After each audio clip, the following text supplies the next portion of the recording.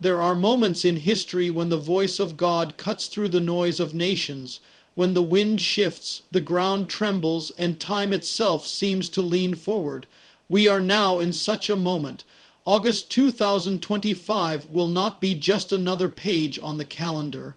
It will be a threshold, a turning point, a line drawn in the unseen realm.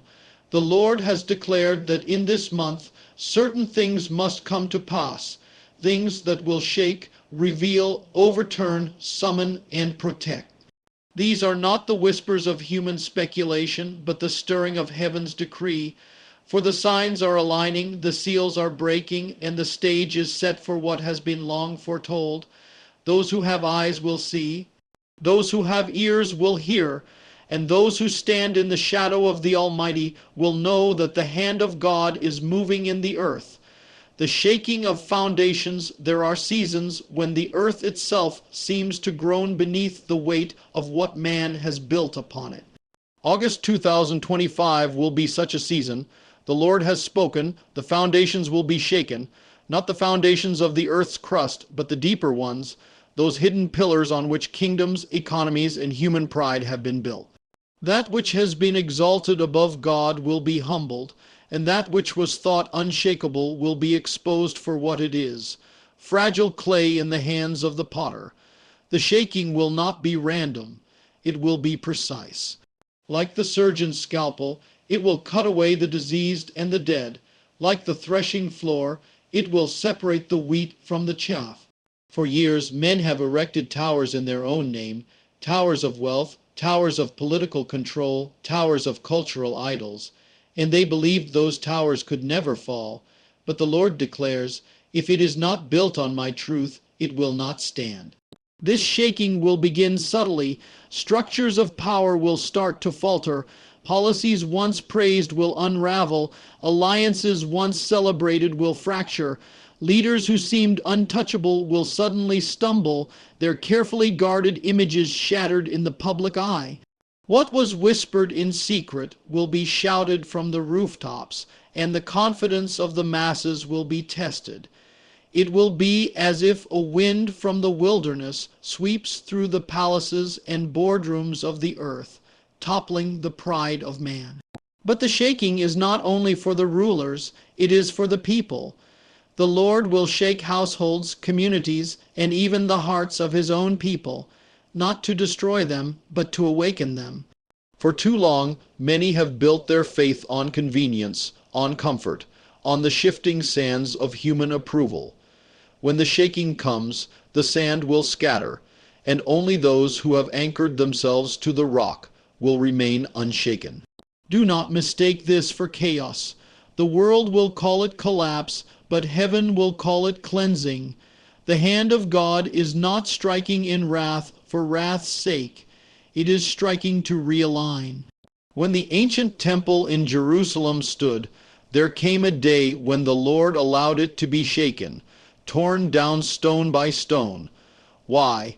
Because the people had trusted in the temple more than the God who dwelt within it. They had made the symbol their idol, and so he shook it, so that their hearts might turn back to him. August 2025 will bear the same mark. Many have worshipped the systems, not the Creator, the blessings, not the blesser, the light of the lamp, but not the one who lit it. The shaking will strip away these false securities. It will reveal what cannot be seen in times of comfort, where the true strength lies and where the weakness hides. The shaking will also come to economies. Markets that seemed unstoppable will sway like reeds in the wind.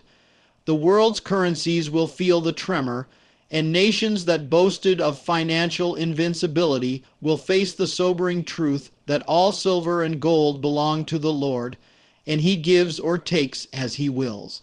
It will be a reminder that man does not live by bread alone, nor by the digits in his bank account, but by every word that comes from the mouth of God. In the spiritual realm, the shaking will tear through false altars, movements, and voices that claim to speak for God but do not. Ministries built on show rather than substance will find their stages empty.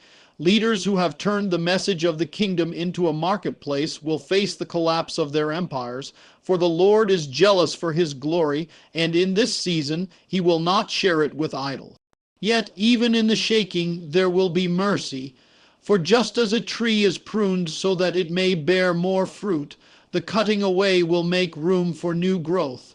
For those who are humble before God, the shaking will not destroy, it will refine. The storms of August 2025 will drive the roots of the righteous deeper into the soil of God's faithfulness. Their leaves will remain green, their fruit will not fail, and they will become shelters for those caught in the winds. The Lord says, "Do not fear the shaking, if you are mine, for I shake not to harm, but to heal. I shake not to scatter, but to gather. I shake not to break you down, but to break what is binding you." If you have built your life on my word, the flood will come, the wind will blow, but you will not fall. But if you have built on anything else, on the applause of men, on the stability of your own plans, on the comfort of earthly provision, then the shaking will strip it away, and you will see how fragile those things truly were. And so the wise will prepare, not with fear, but with faith. They will strengthen their foundations now, while there is still time. They will return to the altar, return to the word, return to the secret place of prayer. They will remember that the safest place is not in the fortresses of man, but under the shadow of the Almighty. August 2025 will be remembered as the month when the false foundations cracked and the true ones stood tall. Some will mourn the collapse of what they once trusted, but others will rejoice, for they will see with their own eyes the faithfulness of the God who said, "Once more I will shake not only the earth, but also the heavens." This is not the end. It is the clearing of the ground for what comes next. For after the shaking comes the building, after the tearing down comes the planting, and those who have remained steadfast will become the pillars in the house of their God, pillars that no storm can move, no enemy can topple, and no darkness can overcome. So hear the word of the Lord, the shaking is coming. But for those who stand on the rock, the shaking is not your destruction. It is your deliverance. The unmasking, there comes a moment when the curtain is pulled back, when the shadows are pierced by light, and the hidden is forced into the open. August 2025 will bear that moment. The Lord has spoken, the time of concealment is ending, and the hour of unmasking is here. For too long, deception has been dressed in the garments of truth. Lies have been presented as wisdom, and darkness has walked boldly in the daylight wearing the disguise of light. But the decree of heaven is this: what has been hidden in secret chambers, what has been plotted in the silence of backrooms, will be shouted from the rooftops. The masks will fall, and the faces beneath will be revealed for what they truly are. For years, the powers of this age have perfected the art of concealment. Politicians have cloaked their greed in speeches of compassion. Corporations have veiled exploitation behind promises of progress. Religious leaders have wrapped compromise in the language of grace. But the Spirit of the Lord says, "I am lifting the veil. What the eye could not see will now be seen." The words that sounded noble will be exposed as hollow, and the alliances forged in darkness will be revealed as snares for the innocent. This unmasking will not be confined to the halls of power, it will sweep through every sphere. In governments, scandals long buried will erupt into the open. The untouchable will be touched, and the above the law will face the law of the Most High. In the marketplace, false measures and unjust scales will be overturned. Companies that built their empires on deceit will find their foundations crumbling. In the religious realm, the wolves in shepherd's clothing will no longer be able to hide among the flock. The hirelings who feed on the sheep will be driven out by the voice of the true shepherd. Do not think this unmasking will be gentle. When the light strikes, it will not politely ask darkness to move aside. It will shatter it. Those who have lived by deceit will find themselves stripped of the illusion that protected them. Their words will falter, their influence will wane, and their power will dissolve like mist in the morning sun. The unmasking will also reach into the personal realm. Hidden sins will be brought into the light, not to destroy the repentant, but to free them. The Lord is not exposing to shame those who humble themselves before him. He is exposing to deliver. For what is confessed and surrendered is covered by mercy, but what is clung to in secret will be stripped bare in judgment. In this season, those who walk in humility will find restoration, but those who cling to their masks will find those masks torn from their hands. There will also be a revelation of motives. Many who appeared to be allies will be shown as adversaries. Words of flattery will be unmasked as traps. The friendships and partnerships built on false pretenses will crumble under the weight of truth. But do not fear this, for the removal of the false is the making of the true. When the false companions fall away, the Lord will surround you with those whose loyalty is pure, whose hearts are aligned with his purposes. The unmasking will reveal not only the faces of the deceivers, but also the identities of the hidden righteous. Just as Esther was hidden until her appointed time, there are men and women of God whom the Lord has kept in obscurity, refining them in secret. August 2025 will see the unveiling of many of these hidden ones. They will emerge from the shadows, carrying words of fire and hearts of compassion. They will not seek fame, but their light will not be able to be hidden. The unmasking will work both ways, exposing darkness and revealing the light. This is not a time to cling to illusions. The Spirit warns, if you love the mask, you will lose the truth. But if you love the truth, you will not need the mask. In the days ahead, appearances will be shattered. The reputations carefully constructed over decades will crumble in days if they were built on falsehood. Those who have deceived will find no place to hide, for the eyes of the Lord roam to and fro across the earth, and his gaze sees through every disguise. Understand this, when God unmasks, it is not merely to punish, it is to bring choice. The unmasking will confront the hearts of men with the reality they have long avoided. Many will be forced to decide, will they cling to the crumbling structure of lies, or will they step into the painful but liberating light of truth? Some will harden their hearts, but others will fall to their knees, and for them, this will be the beginning of redemption. August 2025 will be remembered as the month when masks fell faster than they could be replaced. The media will not be able to keep up with the revelations. Secrets will spill out in every direction: political betrayals, corporate fraud, hidden immorality, and even spiritual corruption within houses that bear his name. Yet in all this, the Lord will be saying to his people, come out from among them and be separate. Touch not the unclean thing, and I will receive you. For those who belong to him, the unmasking will be a call to vigilance. This will not be a season for the gullible. Discernment will be your shield. You will need to look beyond the smile, beyond the promise, beyond the appearance of success, and ask, is this of God? Is this rooted in truth? Is this fruit born of righteousness? If it is not, then no matter how convincing the mask, it will not stand. And so, prepare your heart. Search it before the Lord now, before the day of unmasking reaches your door. Remove the mask willingly, be it pride, fear, people, pleasing, or hidden sin, before the Lord removes it for you. For when the shaking of the previous season meets the unmasking of this one, everything built on deception will collapse in a moment. But for those who have chosen truth over image, light over shadow, sincerity over pretense, the unmasking will be their vindication. The false accusations against them will fall away. The lies told about them will be exposed for what they were, and the God who sees in secret will reward them openly. The Lord says, this is the hour when I am pulling back the curtain.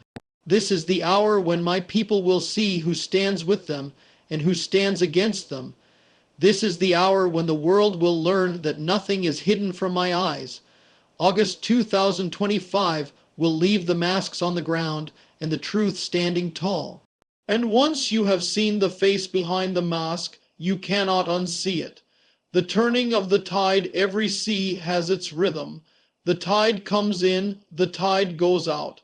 For seasons, it may seem as though the waters are fixed, the currents unchanging, the direction inevitable.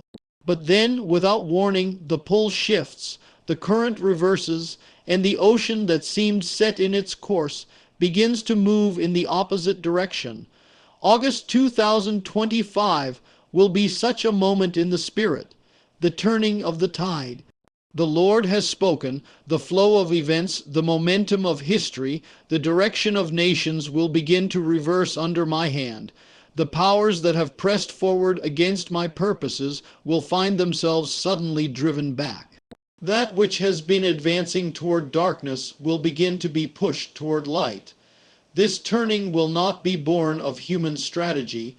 No council of men will have the power to bring it about. It will be as when the Red Sea parted, not by the will of Moses, but by the breath of God. The oppressors who seemed unstoppable will find themselves retreating, not by choice, but by compulsion. The flood that has been carrying evil forward will begin to recede. And just as the tide does not turn in an instant, so it will begin subtlest, small shifts, small reversals, until the entire current is flowing in a new direction. The turning of the tide will be visible on the global stage. Alliances that were formed to advance unrighteous agendas will fracture. Nations that once stood boldly in rebellion against God will begin to waver. Policies that seemed locked in stone will be overturned as if by an unseen hand. The plans of the proud will stall, their momentum lost, their certainty replaced with confusion. In some places it will appear as if the very ground beneath their feet has shifted. This is the Lord's doing, and it will carry the mark of his sovereignty. He alone can turn the hearts of kings like channels of water, and in August 2025 he will begin to redirect them. Leaders who seemed immovable will find themselves moved. Systems that appeared unstoppable will find themselves stalled. Even in the spiritual atmosphere, the oppressive weight that has been pressing down will begin to lift. Yet the turning of the tide is not merely for nations, it is for individuals. Many who have been walking through prolonged seasons of struggle, of delay, of unanswered prayer, will begin to sense the shift. The doors that remained shut for years will begin to open. The opportunities that were always just out of reach will suddenly be within grasp. Relationships that were broken beyond repair will begin to heal in ways no one thought possible. The Lord says, where you have sown in tears, you will reap with joy. Where you have walked against the wind, you will now walk with it at your back. This turning will also bring the downfall of some and the rise of others. Those who have prospered through corruption will see their platforms dismantled, while those who have walked in integrity, though overlooked, will be lifted into visibility. The reversal will be so stark that it will be as if the last have become first and the first have become last. The Lord delights to raise the humble and bring low the arrogant, and in this season he will demonstrate his justice before the eyes of all. Do not be surprised when the tide turns quickly in places where you least expect it. Just as the waves can reshape the shoreline in a single night, so the Lord can reshape circumstances in a single moment. The mighty will be brought down from their thrones, and the lowly will be exalted. Doors that once led to destruction will be shut, while new doors to righteousness and restoration will be thrown wide open. But understand this, when the tide turns, it requires movement. A fisherman who stays anchored in the wrong spot when the current changes will find himself carried away from the catch. In the same way, God's people must be alert and ready to move with his Spirit. When he shifts the flow, we cannot cling to the old ways, the old positions, or the old alignments. The danger of the turning is that some will be so used to the direction things were going that they will resist the new course. But those who resist will be swept aside. The turning of the tide will also expose what has been hidden beneath the waters. As the current reverses, the debris, the corruption, and the hidden obstacles will come into view. This is part of God's mercy. It is easier to remove what is seen than what is buried. Do not be alarmed by the sudden revelations that accompany the shift. They are necessary for the new course to be navigated safely. Spiritually, the turning of the tide will be a breaking of strongholds. For years, the enemy has had territory in people's hearts, families, and communities that seem too entrenched to dislodge.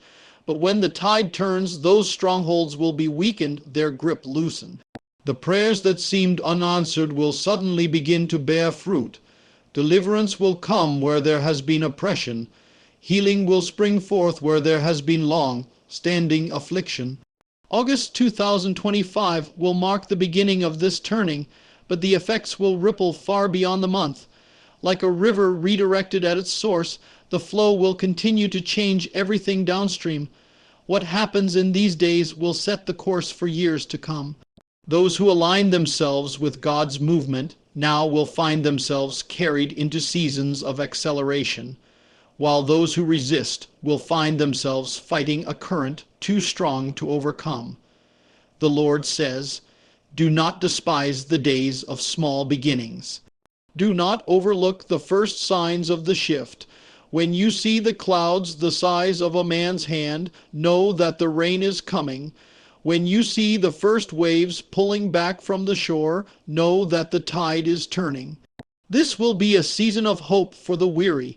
Many have grown tired from swimming against the current of wickedness, from laboring in dry places, from standing for righteousness while the world moved in the opposite direction.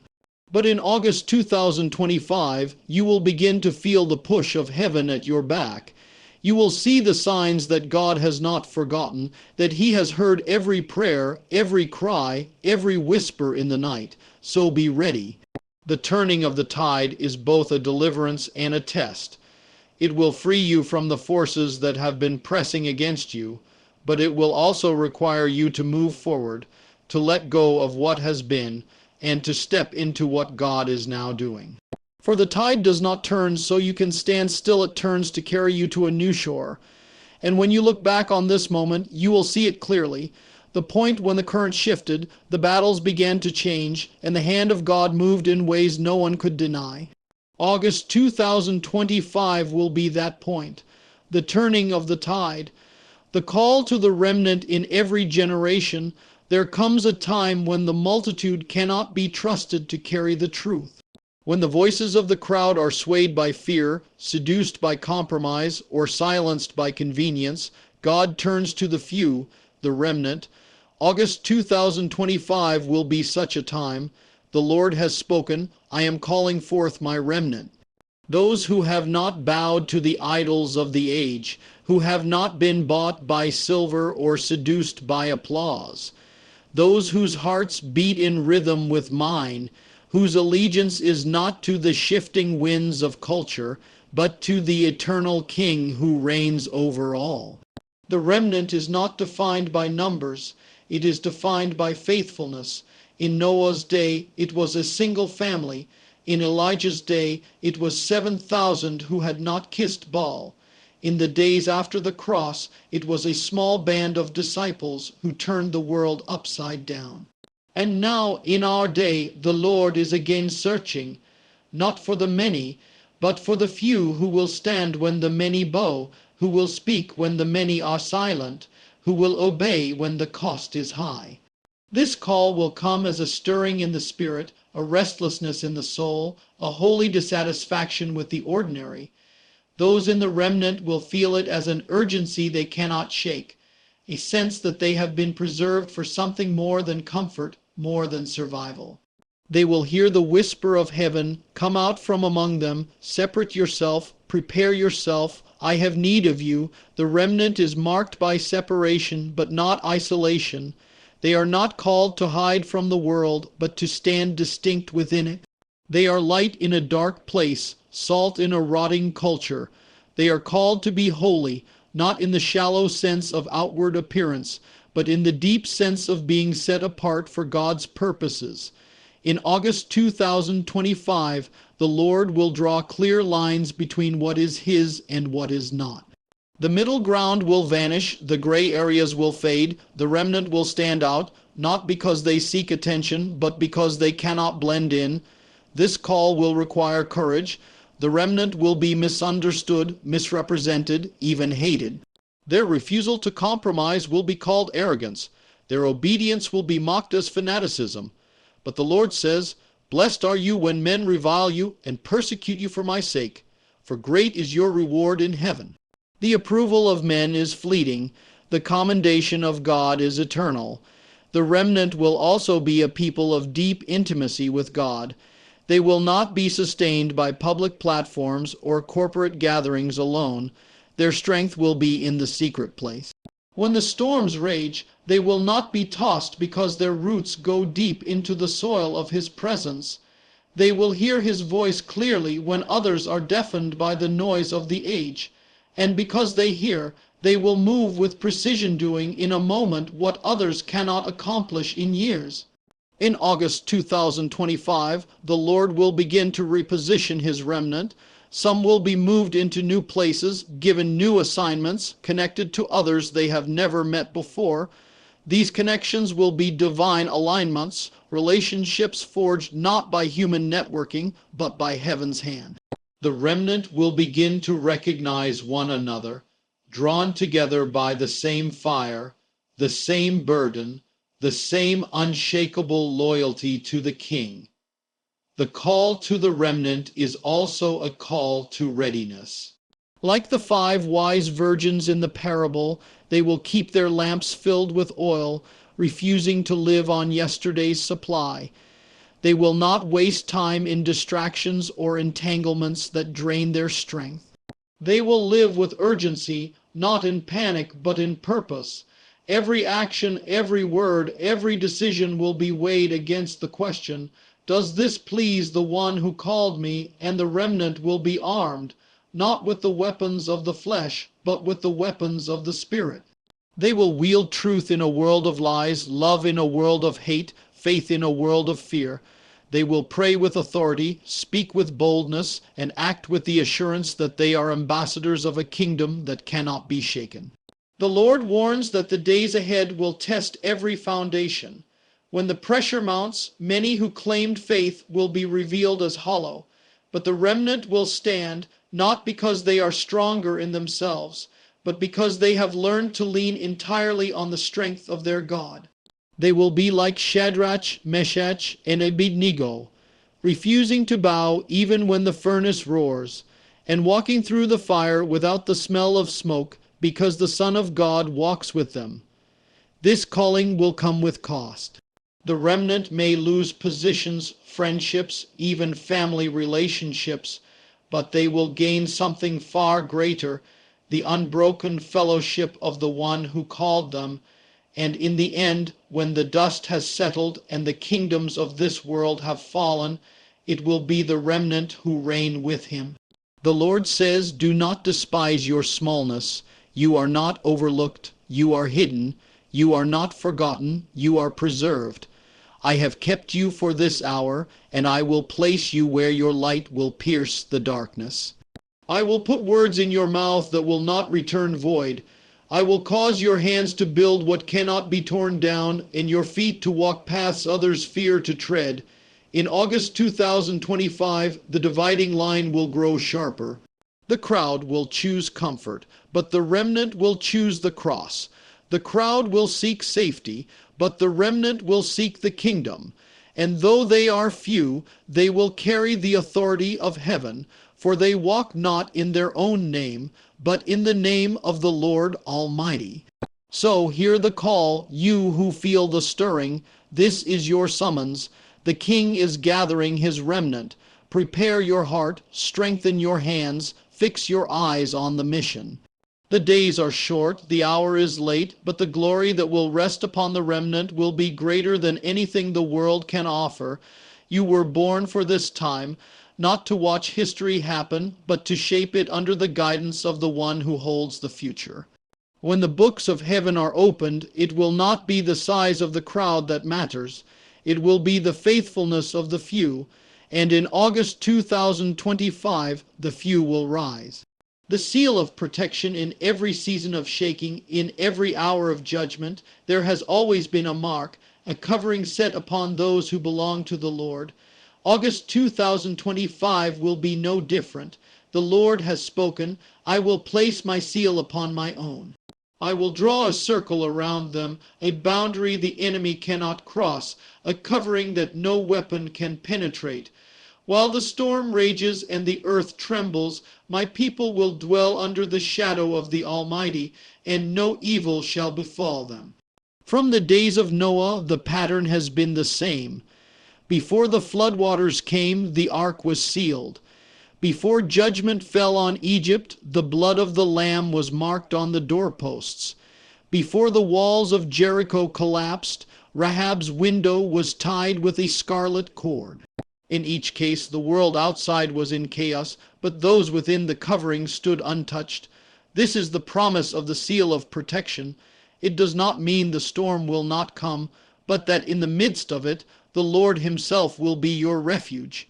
In August 2025, the seal will not be visible to the natural eye, but it will be unmistakable in the spirit. It will rest upon those who have answered the call of the previous seasons, the ones who have stood through the shaking, refused the mask, moved with the turning tide, and responded to the call of the remnant. These are the ones who have made the Lord their dwelling place. They have not just visited his presence, they have lived there. This seal is not a charm or a superstition. It is the mark of divine ownership. It is heaven's declaration, this one is mine. When the destroyer passed through Egypt, he could not touch those marked with the blood. In the same way, in the judgments of this age, the forces of darkness will have no authority to cross the line God has drawn around his sealed ones. The seal of protection will manifest in different ways. For some, it will be physical safety in times of disaster, supernatural preservation when danger should have consumed them. For others, it will be provision in famine, resources coming from unexpected places, sustenance when all around them is lack. For still others, it will be peace in the midst of turmoil, a calm so unshakable that even the enemy cannot understand it. But in every case, it will be the evidence that the Lord is a shield around his people. Do not mistake this protection for the absence of trials. The sealed will still walk through fire, but like the 3 Hebrews in Babylon, the flames will not consume them. They will still pass through waters, but like Israel at the Red Sea, the waves will not sweep them away. The difference will be that the presence of the Lord goes with them, and where his presence is, destruction has no power. This seal is placed by obedience. It is not given to the half-hearted or the double-minded. It is for those who dwell, not those who merely visit, those who abide, not those who occasionally seek. The Psalm says, "He who dwells in the secret place of the Most High shall abide under the shadow of the Almighty." To dwell is to stay, to remain, to live in constant surrender and trust. It is this posture that draws the covering of heaven. In August 2025, the need for this seal will become evident. The storms, both natural and spiritual, will intensify. Systems will fail. Voices of fear will grow louder. But in the midst of it, there will be a people whose faces are set like flint, whose hearts are unshaken, whose lives are marked by the unmistakable peace of God. Others will look at them and wonder, "Why are you not afraid?" And they will answer, "Because the Lord is my refuge, my fortress, my God in whom I trust." The seal of protection will also serve as a witness. In times of shaking, the contrast between the sealed and the unsealed will become impossible to ignore. While others are swept away by fear, the sealed will walk in faith. While others are consumed by despair, the sealed will radiate hope. While others are grasping for control, the sealed will rest in surrender. And through this contrast, many will be drawn to the shelter of the Most High. This seal is not earned by merit, but it is received through surrender. It is the result of giving God your whole heart, holding nothing back, and placing your trust fully in Him. It is the consequence of making Him your first refuge, not your last resort. The Lord says, "If you will make me your dwelling place, no harm will overtake you, no plague will come near your tent. I will command my angels concerning you to guard you in all your ways." The seal of protection will extend beyond individuals to households. Just as the blood on the doorposts covered entire families, so too will the faith of one intercessor cover those under their care. Parents who pray over their children, spouses who stand in the gap for their homes, your prayers are not in vain. In the days of shaking, the unseen seal will rest upon your house, and the Lord Himself will be its defender. In August 2025, this seal will also be a dividing line. Those who have it will walk in light, while those who refuse it will walk in increasing darkness. This is not because God desires to exclude, but because protection can only be found within His covenant. The door of the ark was open until the rain began. The blood could be applied until the destroyer came. So now the invitation remains, come under the covering while there is still time. The Lord warns, do not wait for the storm to draw near before seeking the shelter. The seal is not placed in panic. It is placed in preparation. Those who try to secure it at the last moment, without having built a life in His presence, will find the door harder to enter. But for those who are already abiding, the storm will find them hidden beneath His wings. This is the promise of August 2025. Though the earth may shake, though kingdoms may fall, though the waves may roar, the sealed will remain. They will not merely survive, they will shine. They will become beacons in the night, guiding others to the refuge they have found. And when the storm passes, and it will, they will step out into a new day carrying the testimony of the God who kept them. The Lord says, fear not, for I have redeemed you. I have called you by name. You are mine. When you pass through the waters, I will be with you. When you walk through the fire, you will not be burned. For I, the Lord your God, am your shield and your exceeding great reward. So to those who hear His voice in this hour, come into the shelter. Let Him place His seal upon you. Let Him be your refuge, your fortress, your covering. For when the winds rise and the tide roars, it will not be the strength of your walls that saves you.